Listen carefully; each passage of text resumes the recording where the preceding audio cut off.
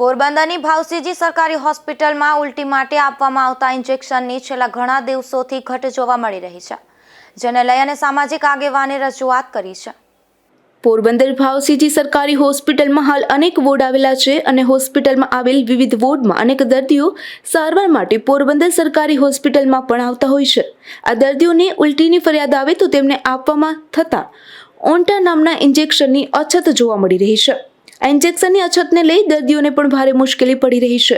આ ઇન્જેક્શનની અછતને લઈ સામાજિક આગેવાન બાબુભાઈ પાંડવદરા દ્વારા હોસ્પિટલના તંત્રને રજૂઆત પણ કરવામાં આવી છે। હાલમાં જ જે સરકારી હોસ્પિટલમાં ભાવસીજીમાં જ્યાં મેડિકલ કોલેજ આવવાથી ડૉક્ટરો પણ છે અને સુવિધા માણસોને મળે છે, પણ ખાટલે મોટી ખોટ કે અવારનવાર દવા ઘટતી જ રહી છે। તો અટાણે એક તો રોગચાળો પૂર જોશમાં છે અને જે ઉલટીના ઓંડા કરીને જે ઇન્જેક્શન આવે એ ઇન્જેક્શન આજે છેલ્લા 10 દિવસથી નથી। પછી ડાયક્લોફેન ગોળી છે જે માણસને તાત્કાલિક જરૂર પડતી હોય દુખાવાની અંદરમાં એ છેલ્લા 20 દિવસથી નથી। પછી થાઇરોઇડની દવા અમુક નથી।